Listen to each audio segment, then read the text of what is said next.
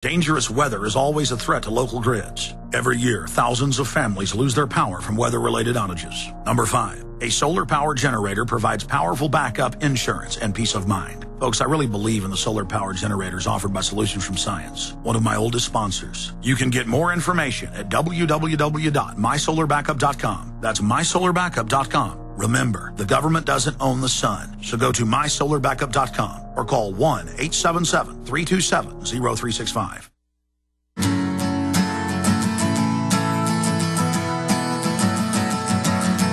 Today is gonna be the day that they're gonna throw it back to you.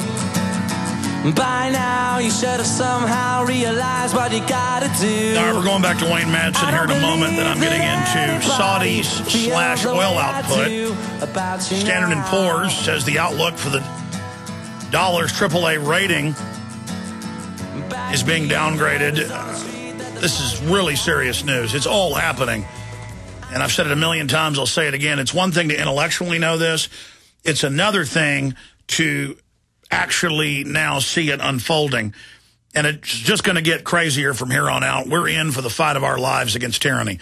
We got a good chance of winning if people take action. Before I go back to Wayne, don't forget this radio broadcast, the radio, TV studios, the books, the films, everything we do on the front lines of the info war is possible because of your support of our sponsors, of our local AM and FM affiliates, but also by purchasing the books, videos, T-shirts, and other materials at Infowars.com. Plus, those books, those videos will heighten your awareness. Then you can pay it forward.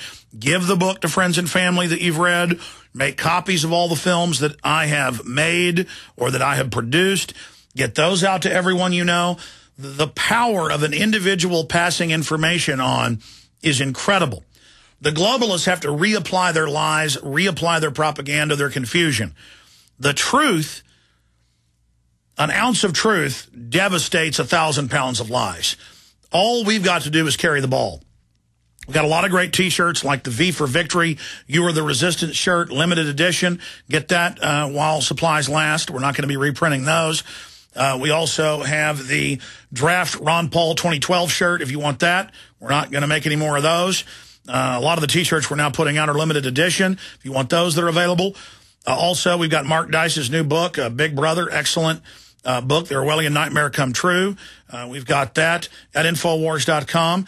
And when you get that book with Jesse Ventura's 63 documents the government doesn't want you to read, perfect book to wake people up who are, beginners. Great information with these documents.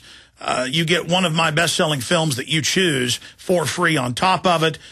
We have a lot of other great books and videos as well available at Infowars.com, or you can call toll-free and ask about the different combos and specials and order via the phone, 888-253-3139, 888-253-3139.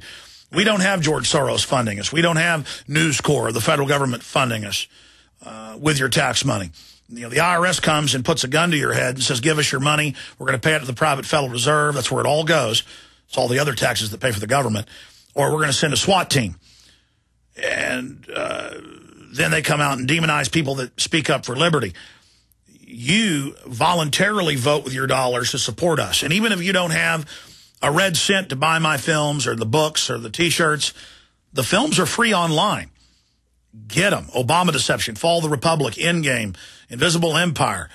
Email them out to everybody you know. Don't take these high-quality, high-production value, powerful info-filled films and just take it for granted. Get them out to everybody you know. Spread the word about the free podcast that now upwards of 400,000 people a day download. The free audio streams that upwards of 300, 400, 500, 600,000 some days. People listen to the live streams. The local stations you're listening to. That's how we reach more people, is you paying it forward. That's why the system is so scared of us. That's why they're demonizing us, because they know we're telling the truth. They know we understand the left-right paradigm, and the system is scared. So please think about supporting us every day by at least spreading the word about the broadcast. That's the most important thing that you can do. Going back to Wayne Madsen here for the rest of this segment, then I'm getting into financial news and world news. And this is one of the biggest news days, most important news days I've ever seen. We're going to be breaking that down and taking your phone calls in the next hour. But, Wayne, getting into your view, your take, the breakdown on what's happening in the Middle East. We know it's globalist backed, but the larger question is why? What is the end game? Wayne Madsen.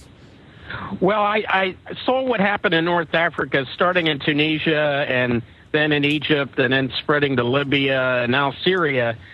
Look, we had riots against the austerity measures being imposed by the IMF in Greece.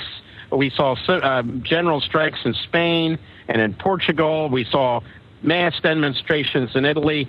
This, of course, these demonstrations went south on the Mediterranean coast. They affected Tunisia and Egypt and now Syria. And what we're seeing is an attempt from these latest cables that have been released, the U.S. backing the Syrian opposition, the CIA giving them money, USAID, the Soros-connected NGOs, just like we saw after the initial uprising in Libya. How what these elitists are trying to do is ensure a soft landing. They want to make sure that whoever comes in after Gaddafi or Mubarak or Ben Ali in Tunisia or Assad in Syria is somebody they can deal with, somebody they've nurtured. And here we have in Syria the fact that the groups that have been funded by the CIA and USAID and the NGOs have these groups are based in London. That reminds me of one Ahmed Chalabi, the Iraqi National Congress, living in the most expensive neighborhood in London, who was being groomed to take over from Saddam Hussein. The other thing these countries have in common, I would note, Mubarak, Assad, and Gaddafi, and Ben Ali in Tunisia were all covert partners of the CIA in its rendition and torture program. And now we've basically thrown these guys out, and we obviously want to replace them with somebody who will keep up this phony war on terrorism. And the other thing, I predicted this, that these North African rebellions would start heading south into sub-Saharan Africa. We're seeing that play out right now. Massive mutiny underway in Burkina Faso. We're seeing demonstrations in Gabon and in Uganda against the U.S.-supported dictator there. So we are seeing these rebellions spread to the south, to Black Africa.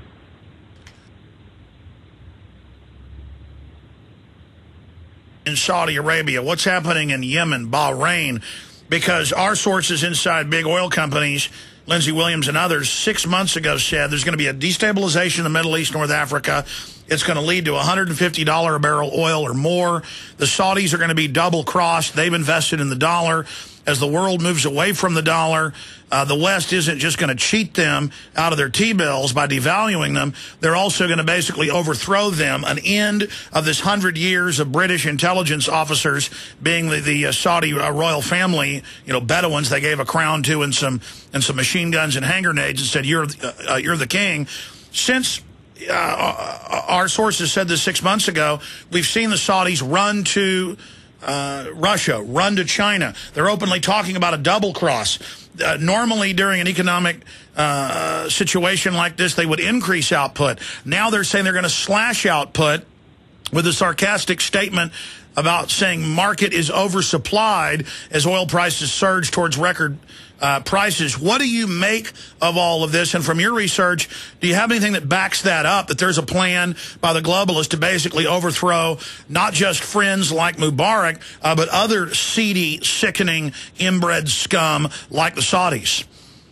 Oh, I think that's always in the cards. Right now, I think the U.S. is trying to protect its military interests in the Gulf region, the support we've shown for the regime in Bahrain, which hosts a U.S. naval base, the headquarters of the Fifth Fleet. I think right now we're trying to shore up those regimes. But the deputy Chinese foreign minister said something very interesting at the BRICS summit on Hainan Island in southern China. He said that there are other countries who he would not name who have asked to join this anti-NATO, anti-EU, anti-U.S. New grouping of nations that are basically positioning themselves to pick up the pieces after the collapse of this American empire. And I would not be surprised if, the reason he didn't mention the names of the countries, I would think that maybe Saudi Arabia could be one of them. Certainly, I would think Turkey, which is a growing regional power politically and economically, is also a country that would like to divorce itself from the United States and go with this new alignment. Isn't that, though, part of the globalist grand strategy?